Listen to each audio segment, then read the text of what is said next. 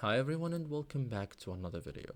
If you are building a website with Squarespace in 2026, index pages are one of those features that confuse a lot of people because they still exist but only in specific cases.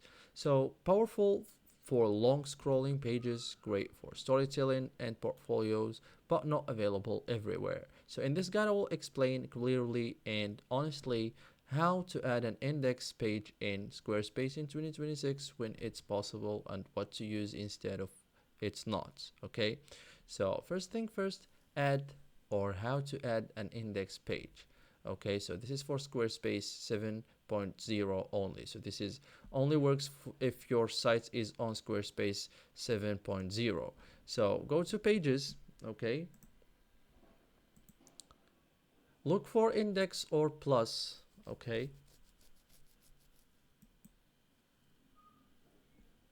if you don't see index, you are on 7.1. Okay, so create an index folder. So click plus, choose index. Okay, you have to find it here. So name your index page. This creates the container. So add pages inside the index, drag pages into the index folder.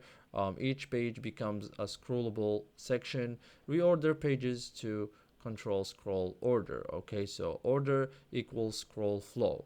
Okay, so inside each page you can add text, images, galleries, change backgrounds, create full screen sections. Okay, so each page equals one section visually. Okay, so thank you guys for watching this video and see you in the next tutorial.